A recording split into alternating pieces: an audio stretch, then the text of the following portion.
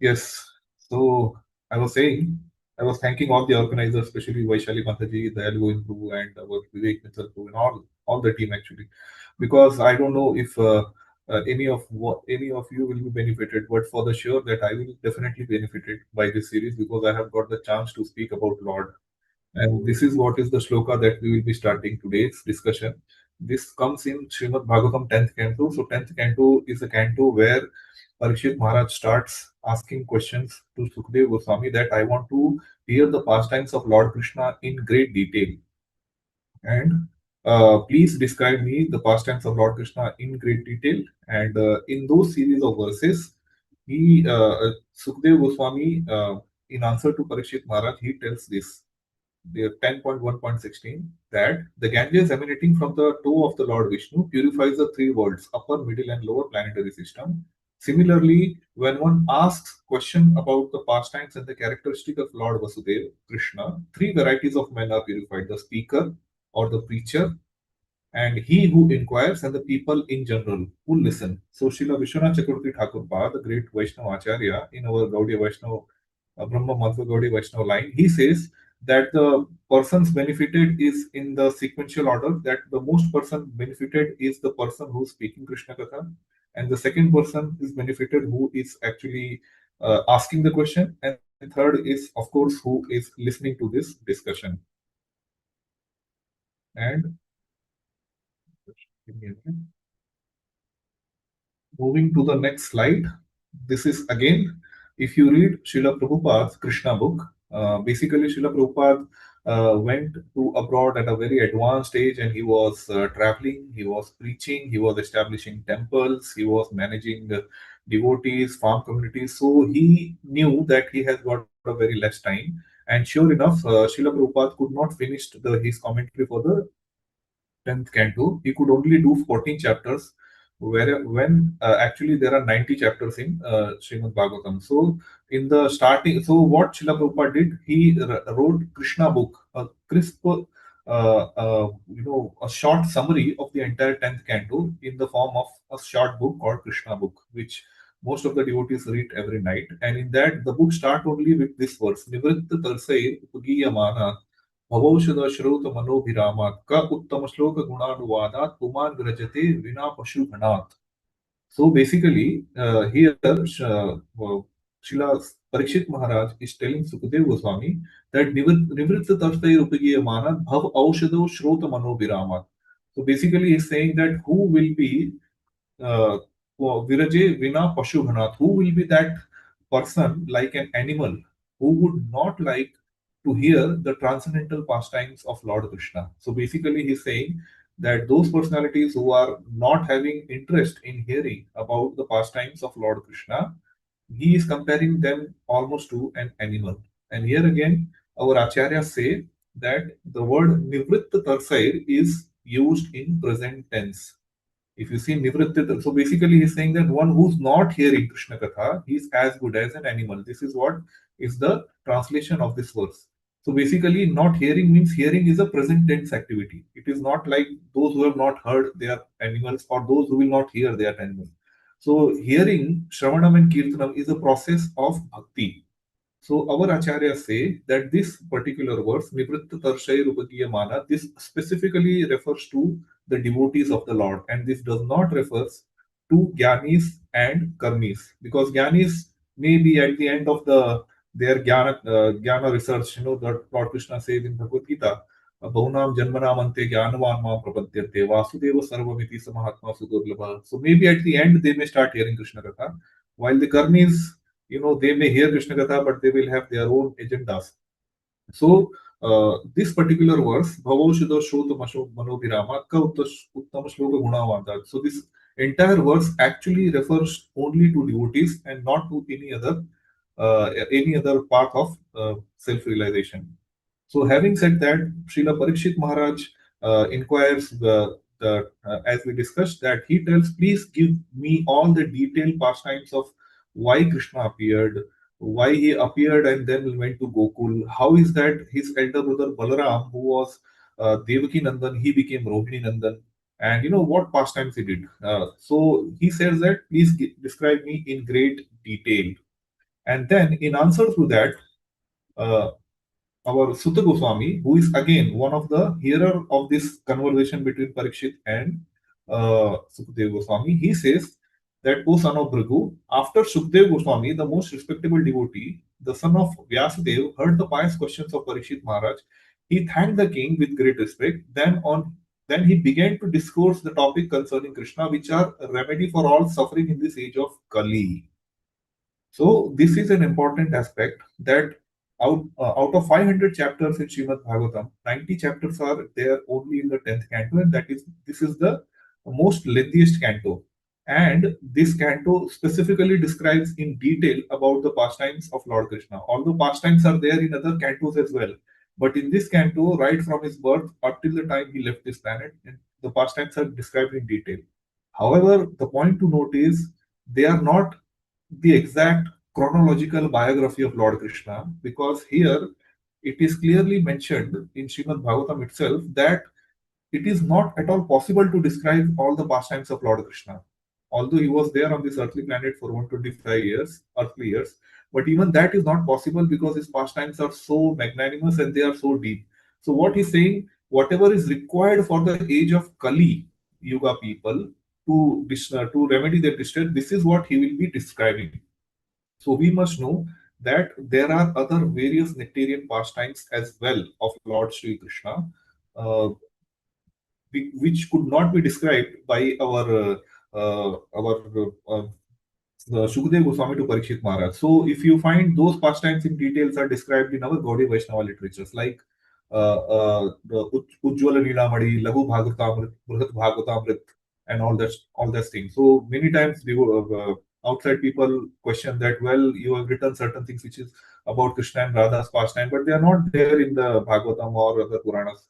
But we have this pramana to tell them that, well, it is not that entire biography of Lord Krishna was described by Sukadeva Goswami. It was only a part of it described, which was required for the people of Kali Yuga to be elevated. So he describes that once upon a time, Mother Earth assumed the form of a cow who was very distressed. In tear in her eyes, she approached Lord Brahma and told him about her misfortune. So, what had happened prior to the birth of Lord Sri Krishna, that many of the demoniac king had accumulated lot of army, and they were only doing violence, and Mother Earth was very much aggrieved. It is interesting that Mother Earth took the form of cow. She could have taken any other form, and this is not the first time that Mother Earth is taking a form of a cow. In the Skanda Purana, there is a description that when in the Narsimha Mahatmya, this our Mother Earth again goes in the form of a cow to Lord Brahma for the advent of Lord Vishnu.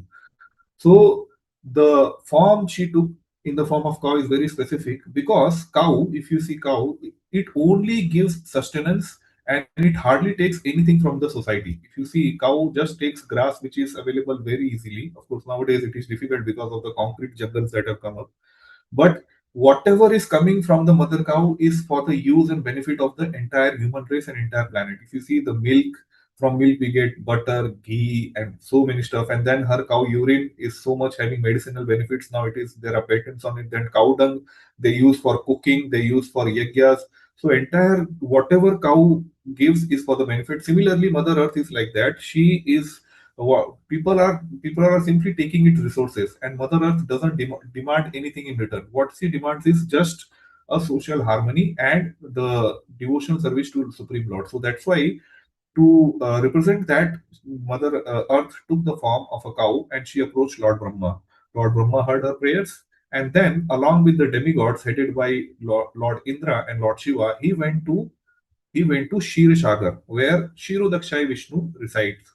So whatever avatar that come from Vaikuntha to this universe, they appear through Kshirodakshai Vishnu.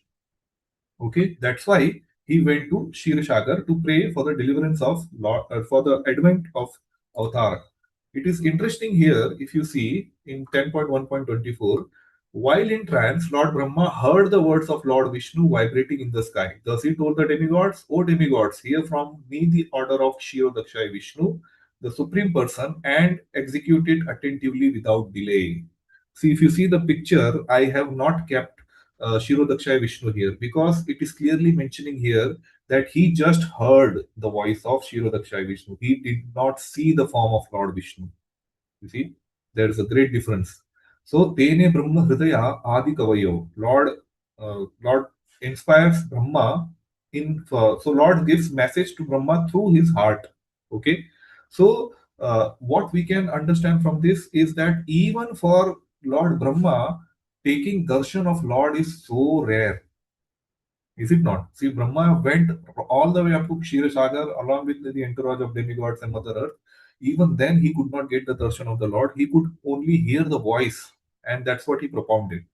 Nowadays there are so many people giving so many bluffish ideas that Lord came in my dream and Lord Shiva came in my dream, Lord Vishnu came in my dream. These are all bluffs. We can understand from the standpoint of our Bhagavatam that even for Lord Brahma it is very rare to take the darshan of Lord. So it is Lord is so merciful that Lord, he out of his own mercy appears in this world and gives darshan to everybody. So having a darshan of Lord is not an ordinary thing. Many times we go to our ISKCON temples, or for that matter any other temples, and we just see the Lord and just come back. But it is not the case, because Archa, which is the form of the Lord, is not different from Lord himself. So we must be very conscious while taking the darshan that this is Supreme Lord, and how fortunate I am that demigods and Brahmas also don't have fortune to see the form of the Lord, but I am so fortunate to see the form of the Lord. And if I'm in that consciousness, Lord will reveal himself to us. Moving ahead, what had happened? Oh, I think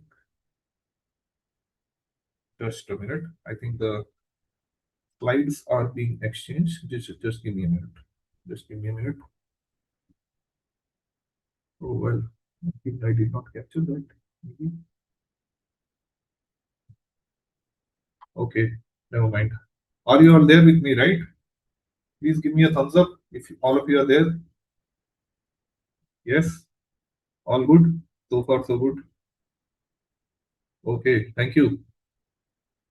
Now, what had happened after this? In Mathura, there was a marriage between Vasudev and Devaki, and who is the brother of Devaki? He is Kamsa. Now, Kamsa, out of affection for her sister, he started driving her chariot. So, Vasudev and Devaki boarded the chariot, and they were going to their sasural. Okay, so out of affection to Devaki, our Kamsa started driving the chariot. But at that time, what happened?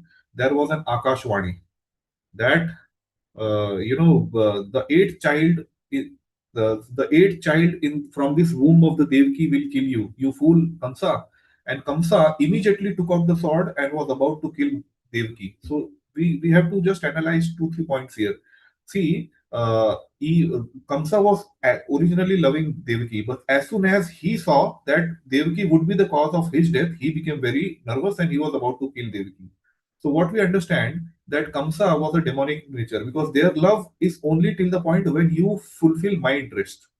Whereas if there is any problem in our self-interest, that person will be able to kill even his own family members. So what we understand is that even to get material love in our family, in our society, we have to at least elevate ourselves spiritually. Otherwise, simply material love on the bodily platform, it is not possible to get unless we are spiritually inclined and spiritually elevated. Then only we can have at least some idea of the love. Sure enough, it was Shripad Madhvacharya explains that actually it was Abhimani Devata Vayu who propounded this Bhavishyavani. And why this one question that if Lord had to take birth, he could have taken birth anyways and could have killed Kamsa. Why there was need to announce it? Because of that, Kamsa and sorry, Devaki and Vasudeva had to face so much hardship. So Acharyas explain that because Lord loves his devotees and he does not even kill the relatives of the devotees. Those people who are related to the devotees. So demigods were having doubt that Kamsa may not be killed because he is a relative of Devaki and Vasudeva who are great pure devotees of Lord. So Lord may hesitate to kill them. So that's why they wanted that Kamsa should be hostile towards Devaki and Vasudeva. That's why they pronounced this Akashwani, and that made Kamsa very hostile, and he was about to kill. So Vasudeva, at that point of time, he intervened and he was trying to do all Sama, Dam, Dand, Bhed to stop our Kamsa to kill Devaki, but he was no will. So then he promised that okay, Devaki is not the problem for you. The problem is her offsprings. And interesting enough, it was not said that eighth son of the Devaki will kill you. What was said, the Sanskrit word says eighth garbhoti. So eighth offspring will kill you. We sure enough, we will see in tomorrow's class, tomorrow's session, that it Kamsa happened to know that the eighth child is a girl. It is not a boy. So even the shlokas are so precisely made, and they are having so interlinking. If you see from that angle, so the Bhavishwadi was that eighth offspring will kill. It is not that eighth son will kill. Anyways, so our Vasudev said that you have thread only from the children of Devaki, not from the Devaki herself. So I promise, whatever children are born, I will come and give it to you. And sure enough, after 1 year, one child was born, and Vasudev, although with heavy heart, because he knew that Kamsa might kill it, so he took that child to Kamsa, and Kamsa was became very, Kamsa became very merciful. He said, "You are so truthful. You know that this child is a threat to me, and I may kill him. Still, you brought him to me." So I think the Akashvani was saying that eighth child, he's the first child. He will anyway not be any harm to me, so you can go back. Now, then Kamsa, there was some, daya or whatever. So Narad Muni understood this, and he came, and this is what it is mentioning here. So Narad Muni came, and he told to Kamsa, Kamsa, hey, why are you doing like this? It is not that it was pronounced that eighth child will be the cause of your death, but that cause can be fulfilled by any of the child, any one of the seven children. So I have heard from devatas that all the devatas are coming to assist Vishnu in the mission of killing you. So all these children may be devatas also, and they may in disguise kill you like that. So it was Narad Muni who actually kind of instigated Kamsa to become hostile, more hostile. So Srila Vishwanath Chakravarti Thakurpad gives 9 reasons. We don't have time to discuss all those today, but he gives 9 reasons why Narad Muni did this thing. Why he instigated Kansa when there was some daya or some karuna for his whatever nephew. So Narad Muni did not want Kansa to become merciful. Now we can understand that Kamsa was not having godly qualities. He was demon inside in heart. That's why he could be instigated. See, people may try to instigate you, but unless there is impurity inside your heart, you will not be instigated. Like for that matter, I'll give example of Dronacharya. So Dronacharya knew that Drishtadumna, who is the son of king of Panchala, he was born to kill Dronacharya. But still, Dronacharya taught him all the Dhanurvidya. So even though he knew that he will be the cause of my death, but still he taught him all the Dhanurvidya and he loved him because he was having godly qualities, divine qualities inside his heart. But this was not the case with Kansa. So had it Kansa knew, there was no need for him to kill, but because he was demonic inside, from inside, that's why he could be instigated very easily. He could be manipulated very easily by Narad Muni and other devatas. Sure enough, he killed one by one, 6 children of Vasudev. And there is a backstory that these children were actually, Shripad Madhvacharya explains, that these children were actually the sons of Mariji, 6 children. At one point of time, they offended Lord Brahma, and Lord Brahma in turn cursed them that they will become demons in their next life. So they came as the son of Hiranyakashipu. So they were they saw that Hiranyakashipu got so much powers because of the by worshipping Lord Brahma. So they started themselves worshipping Lord Brahma, which Hiranyakashipu did not like. You must have seen this Mahavatar Narsimha movie where Hiranyakashipu was proudly pronouncing "Dunya mein ek hi Jaikan." Hiranyakashipu hi Bhagwan. So he could not tolerate that his own children are worshipping Brahma when I am personally present. So he cursed them that I will be the cause of your death. So same Hiranyakashipu became Kamsa in this life, and those 6 children who were originally the sons of Marichi, to get rid of the curse of Brahma and Hiranyakashipu's will that I wanted to kill you, they appeared one by one as 6 children. Acharya also explains that these 6 children are nothing but 6 anarthas: Kama, Krodh, Lobh, Moh, Mad, and Matsarya. And once they are clean, then who comes? Balaram comes. And who is Balaram? He is Guru Tattva. And after clearing of all these anarthas and the arrival of Guru inside in our life, then only Krishna appears inside in our hearts and in our lives. So as Narad Muni kind of instigated Kamsa. So Kamsa started. He became hostile not only to Devaki and Vasudev, because when he heard from Narad Muni that demigods are appearing in the Yadava family to assist Vishnu in mission of killing you and your your fan base, like our Putana and Bakasur and Agasur, they were all his friends. So Kamsa started his hostility not only to Devaki and Vasudev but to entire Yadava race. And that's why many of the Yadus fled to other kingdoms like Kurus and Panchals and Kekyas and various others. And then, or when the six children were killed, so Yogamaya was ordered. So seventh child when he appeared in the womb of Mother Devaki, so Lord Krishna told to our Yogamaya, his energy, that you transfer this womb from the womb of Devaki to the womb of Rohini. So it is interesting to note that Rohini till that point was in Mathura only, but when she became pregnant, then she was sent to the house of Nand Maharaj. It was not like in the serial it is shown that she was there in Nandgaon and whatever Gokul, and from Mathura, Shankarshan was transferred from the womb of Devaki to the womb of Rohini, but that was not the case. Srimad Bhagavatam and Srila Vishwanath Chakravarti Thakurpad explains that she was actually in Mathura itself when she became pregnant. Many times people question, that means Nanda is the father of, I mean, you understand, right? There are people who are having all kind of nonsense opinions and arguments. So here, Srila Vishwanath Chakravarti Path quotes Skanda Puran. In Skanda Puran, our Krishna, after lifting Govardhan hill, he tells to Lord Balaram that all the Yadavas staying in Mathura and in Gokul or Vrindavan, they are all very dear to me, but Balaram, you are most dear to me. So Vishwanath Chakravarti Thakurpad questions that if, though that means is Nanda an entire clan that is also Yadavas? Yes, they are Yadavas only.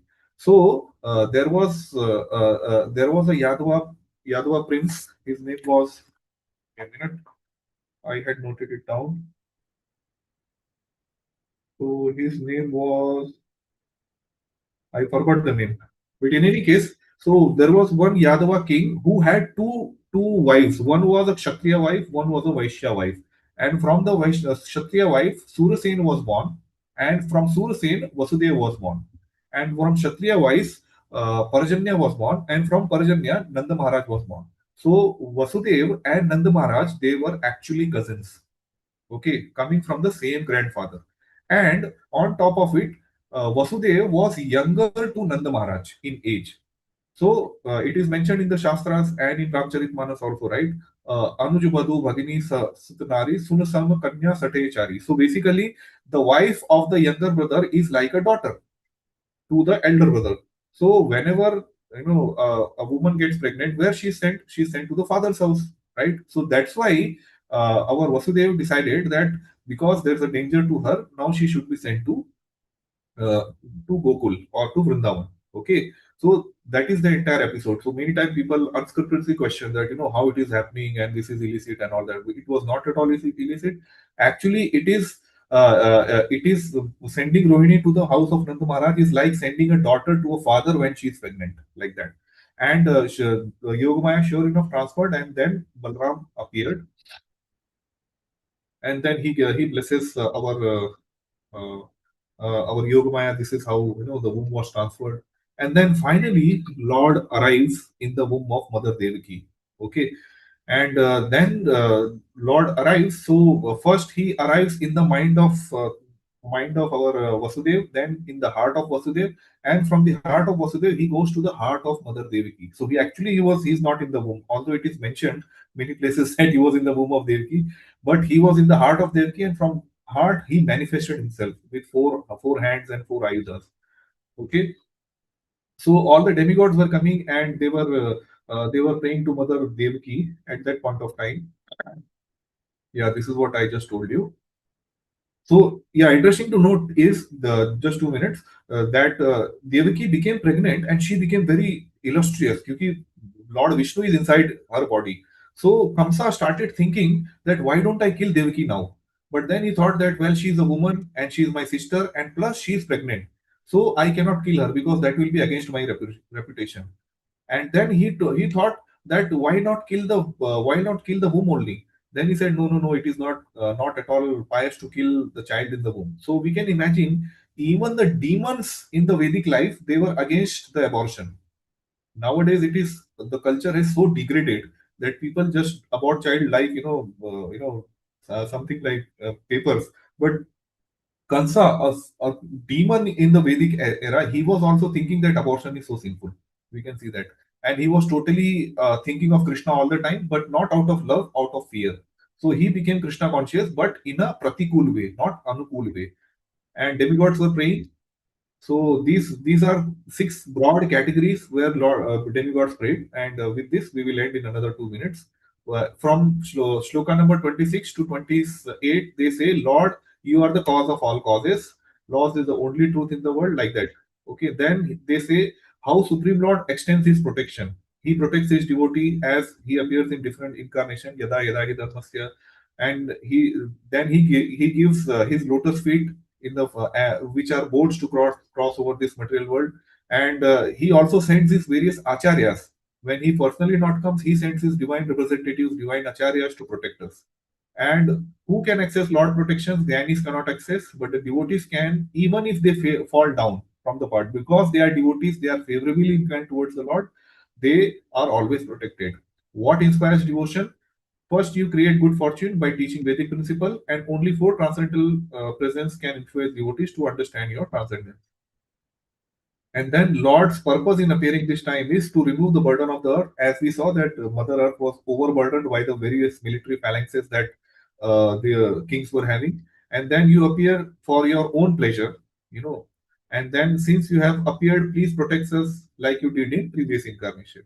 And demigods glorify Devaki, assure her of her Lord's protection, and then they finally leave. And with this, we would like to end our discussion today. Thank you all very much for your